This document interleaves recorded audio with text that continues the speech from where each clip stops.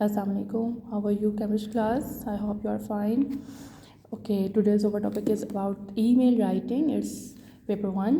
Paper 1 की हमारी मश्क number 5 है ईमेल लिखाई. राइट आज हमारी जो ईमेल लिखाई है वो थोड़ी डिफरेंट है क्योंकि वो कहानी की सूरत में है. जैसा कि हम यहाँ देखते हैं कि हमें एक छोटा सा सीक्वेंस कह दें या आप हमें एक छोटा सा पॉइंट बता दें कि हमें एक छोटा सा पॉइंट दिया गया है जिससे आगे हमने ईमेल राइटिंग करनी है, लेकिन इसे एक स्टोरी फॉर्म में हमने इसे बिल्ड करना है. क्या है कि बसंत के दिनों की गहमा गहमी भला किसे पसंद नहीं होगी. एक्चुअली पहले मैं बसंत डिफ़ाइन कर देती हूँ. बसंत बेसिकली अब पाबंदी है इस इवेंट के ऊपर, लेकिन ये एक काइट फ्लाइंग इवेंट था. लाहौर में स्पेशली फरवरी 6 to 8 के दरमियान में ये मनाया जाता था. और बसंत में मुख्तलिफ़ तरह के हमें यूजुअली आई थिंक ऑफ हुआ करता था. और हम लोग जो हैं अपने बचपन की बात है मेरे, तो हम लोग बसंत में बहुत ज़्यादा गुडियाँ वगैरह, पतंग, बावे, पतावे, ये सब काइट्स की टाइप्स हैं जिसको हम उड़ाया करते थे. और बहुत खूबसूरत सीन हुआ करता था, बहुत प्यारा मंज़र था.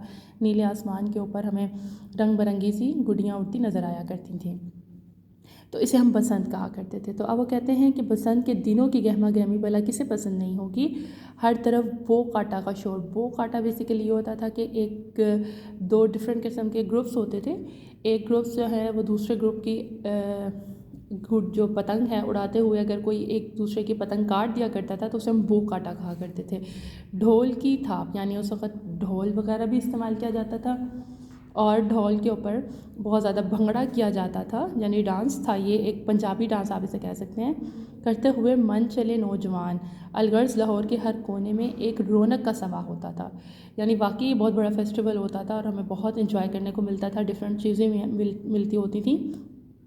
मेरी खुशी का मुकाम कुछ ख़ास ना था. आई नो डैट कि आप लोगों में से किसी ने भी बसंत अभी तक नहीं देखी होगी या नहीं पता होगा, लेकिन चूँकि हम उर्दू में हम अक्सर चीज़ें जो हैं एग्जामिन कर लेते हैं, हम एक फ़र्ज़ी चीज़ें अपने आप पे कर लेते हैं. तो जैसे मैंने बैकग्राउंड बताया कि बसंत में हम सब फॉर एग्ज़ाम्पल आप समझ लें कि हम एक बहुत बड़े से ग्राउंड में इकट्ठे हैं, सब के सब वहाँ पे अपनी फैमिलीज़ के साथ, फ्रेंड्स के साथ वहाँ मौजूद हैं. ठीक है, सब डेफिनेटली जब हम कहीं जाएंगे तो सबसे पहली चीज़ हमारी गेटअप होती है. तो हमारा गेटअप बहुत अच्छा है. देन वहाँ पर हम सब ने काइट फ्लाइंग करनी है.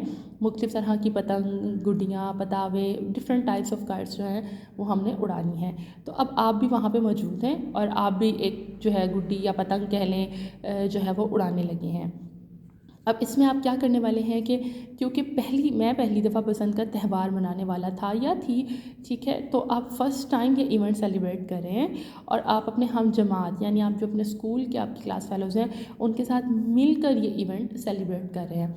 तो आपने अपने आप को किस तरह का पाया, ये इवेंट आपके लिए कैसा रहा, आपने एक स्टोरी फॉर्म में ढालना है. अब मैं आपकी हेल्प करती हूँ कि आप इसको मज़ीद किस तरह. पहली चीज़ हम यहाँ पर देख लेते हैं कि जब हम अपने एज़ यूजुअल जब हम अपनी क्लास में काम करते हैं तो मैं आपको ये बोर्ड पर बताती होती हूँ कि हम क्या करने लगे हैं. तो उर्दू का पेपर 1 है जिसकी एक्सरसाइज नंबर यानी मश्क नंबर 5 है जो कि ईमेल लिखाई है. आज की हमारी ईमेल लिखाई कहानी की सूरत में आएगी. ठीक है, इसके कुल नंबर है 14 जिसमें से मवाद के 6 और तर्ज़ तहरीर के 8 होते हैं. मवाद के इस तरह से होते हैं कि सही ज़ुबान का जो इस्तेमाल आप करते हैं यानी वोकैबुलरी, ज़ख़ीरा अल्फाज का कहाँ पे कौन सा वर्ड आना चाहिए, और बाज़ औक़ात आप लोग कोई ना कोई मुहावरा इस्तेमाल करते हैं तो वो सही ज़ुबान में आता है. तर्ज़ तहरीर वगैरह जो है आपके लिखने का स्टाइल कैसा है, आपका सेंटेंस स्ट्रक्चर यानी आपकी जुमलों की साख्त कैसी है, वाहिद और जमा के एतबार से जुमले का अख्तिताम कैसा है, वो सब कुछ उसमें आएगा.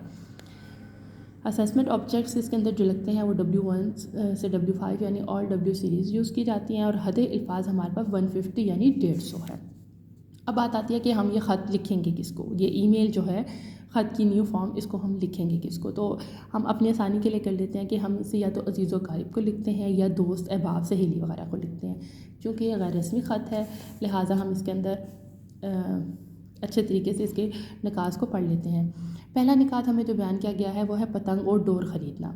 यानी आप ज़ाहिर बात है जब आप ईद के लिए भी, अगर आप ईद के फेस्टिवल की बात करें तो जब आप ईद के फेस्टिवल के लिए तैयारियां करते हैं तो उससे पहले हम कुछ ना कुछ ख़रीदते हैं. अपनी पर्सनल शॉपिंग से लेकर अपने कपड़े, जूते वगैरह से लेकर घर के डेकोरेशन के लिए, सम ऑफ़ द टाइम घर की डिशेस के लिए, मेहमानों के लिए, मेहमानों की खातिर तवाज़ुन के लिए. तो बिल्कुल इसी तरीके से ये भी एक इवेंट है और इसके लिए भी आपको चीज़ें ख़रीदनी हैं. वो क्या है? पतंग और डोर ख़रीदना. पतंग और डोर के बिना हमारा ये इवेंट बिल्कुल भी ना کلر لیس ہے، بالکل مزہ نہیں آئے گا۔ اب اس میں ہمارے پاس کیا چیز آتی ہیں، آپ اپنے دوست کو بتا رہے ہیں کہ آپ اپنے کزنس کے ساتھ یا جو آپ کے نیبر میں آپ کے اسکول فرینڈس رہتے ہیں ان کے ساتھ آپ سب سے پہلے مارکیٹ گئے ہیں، وہاں آپ نے مختلف اشیاء کی یعنی پتنگ کی اور ڈور کی قیمت کا تعین کیا ہے کہ قیمت کیا ہے، کوالٹی یعنی ہمارے پاس اس کا معیار کیسا ہے، شاپ کیپر آپ کو کیسی چیز دے رہا ہے، ٹائپس ہوتی ہیں ABC ٹائپس ہوتی ہیں جو ہمارے یہاں پہ چیزوں کی، تو اس ٹائپ کے مطابق آپ کیا ہے، دین پھر تعداد ڈپینڈ کرتی ہے کہ آپ کتنی جو ہے پتنگ خرید کر لے کر آئے ہیں، یا آپ نے کتنے میٹرز یا سینٹی میٹرز میں ڈور کو خریدا ہے، یا ایک چرخی ہوتی ہے بیسیکلی اس کا نام ہوتا ہے چرخی، اس میں اچھی خاصی لمٹ ہوتی ہے ڈور کی۔ فرسٹ آپ کا یہ نکات ہو گیا۔ سیکنڈ ہے مقابلہ، شور شرابہ دن بھر مستی۔ اگر یہاں دیکھیں تو لکھا ہے جی پتنگ بازی کے مقابلے، پتنگ بازی کا مقابلہ ہوتا ہے۔ ڈیفینیٹلی پتنگ مقابلہ بازی وہ ہوتی ہے کہ دو گروہ جو ہوتے ہیں آپس میں پتنگ اڑا رہے ہوتے ہیں، ایک گروہ دوسرے کی پتنگ کاٹتا ہے، تو اس طرح ایک ٹیم جیت جاتی ہے، دوسری ٹیم ہار جاتی ہے۔ جیتنے والی ٹیم جو ہے وہ پھر ڈھول شور شرابہ یعنی ڈھول کی تھاپ پر بھنگڑا ڈالتے ہیں، ایز یوزول جیسے ہمارے یہاں ہوتا ہے کہ جیت ہو رہی ہے تو آؤٹ آف تھوڑا سا لمٹ ہو جاتے ہیں ہم لوگ، اور دن بھر کی خوب مستی بیان کرنی ہے کہ دن بھر کی آپ نے کیا مستی کی۔ اگر آپ نے خود پتنگ نہیں اڑائی تو جو اڑا رہے تھے آپ نے ان کے ساتھ کیسے انجوائے کیا، آپ نے ان کے ساتھ کس طرح سے مزہ کیا۔ اس کے بعد ہمارے یہاں کھابے جو ہے نا ہمارے بہت مزے کی چیز ہیں۔ لاہوری جو ہیں وہ اسپیشلی فوڈ کے معاملے میں نا، کھانے کے معاملے میں بہت زیادہ اپنے آپ کو فیمس رکھتے ہیں۔ تو کھانے میں بسنت کے تہوار میں بیسیکلی کیا ہوتا تھا کہ کھانے لائف چل رہے ہوتے تھے، فار ایگزامپل حلوہ پوری ہوتی تھی، یا پھر بھٹورا چنے اس طرح ہو جاتا تھا، یا سم آف دا ٹائم چھوٹی موٹی چیزیں دہی بھلے وغیرہ ہو گئے، اور اس طرح کی جو ڈفرینٹ ہمارے تھوڑے سے اسنیکرز ہیں وہ آ جاتے ہیں۔ تیسری اور اہم چیز ہے کہ اس دن کی سب سے دلچسپ بات کیا ہے، کہ اس دن کی سب سے دلچسپ یعنی انٹرسٹنگ بات آپ کے ساتھ کیا ہوئی ہے۔ کچھ بھی کر سکتے ہیں، فار ایگزامپل ہم نے اس طرح کی خوشی کو، کیونکہ ہم آپ بتا رہے ہیں نا کہ آپ بالکل فرسٹ ٹائم ہے کہ میں پہلی دفعہ فرسٹ ٹائم آپ نے اس ایونٹ میں سیلیبریشن کی ہے، آپ نے پارٹیسپیٹ کیا ہے، تو آپ بتاتے ہیں کہ آپ کو یہ خوشی ملی ہے، ڈیفینیٹلی آپ خوش ہوں گے۔ اس میں آپ نے ایک الگ طرح کی آپ کی خوشی کی نوعیت تھی، انجوائمنٹ یعنی جو آپ کی لطف اندوزی تھی وہ بہت مزیدار تھی، آپ کو ڈفرینٹ چیزیں کھانے کے ملی، آپ کو ایک نیا تجربہ حاصل ہوا، کوئی نہ کوئی ایک واقعہ بیان کر دے، فار ایگزامپل کہ سم آف دا ٹائم یہ ایسا ہوتا ہے نا کہ اپنی جیت پہ ہم اتنے خوش ہو جاتے ہیں کہ بعض اوقات ہم ہارنے والوں کو ہرٹ کر دیتے ہیں، تو ایسی سچویشن میں جو بیچارے ہار جاتے ہیں وہ کبھی کبھی رو بھی پڑتے ہیں، تو کچھ ایسا واقعہ کر دیجیے، یا پھر یہ ہے کہ کوئی پتنگ اڑاتے ہوئے گر گیا، یا کوئی پتنگ اڑاتے ہوئے کسی دوسرے کی پتنگ پہ کسی کا پاؤں آ گیا، وٹ ایور، کچھ بھی آپ چھوٹا سا ایک انسیڈنٹ، ایک یا دو لائنس میں آپ اس انسیڈنٹ کو لکھ سکتے ہیں، رائٹ۔ دین آتا ہے اختتام، یعنی آپ نے اپنا وائنڈ اپ کرنا ہے اپنے ای میل کو کہ ہم نے کس طرح، تو اختتامی لائن ہے کہ مجھے امید ہے کہ آپ کو یہ سارا واقعات پڑھ کے بہت لطف اندوزی کا سما ہوا ہوگا، یا آپ کے لیے بہت اچھا رہا ہوگا، یا پھر اپنا احوال بیان کریں کہ آپ دوست سے کہیں کہ میں نے اپنی پسند کا احوال بیان کیا ہے، تو مجھے امید ہے کہ آپ کو اچھا لگا ہے، لہٰذا آپ اپنا احوال بھی ہمیں بیان کریں، ٹھیک ہے۔ اب ہم نیکسٹ بات کر لیتے ہیں کہ ہم نے ای میل جو ہے وہ لکھنا کیسے ہے۔ تو ای میل کا طریقہ جیسے میں نے بیان کیا تھا کہ برائے، سب سے پہلے برائے آ جاتا ہے abcd@com.pk، اور کوئی چیز نہیں لگانی ہے۔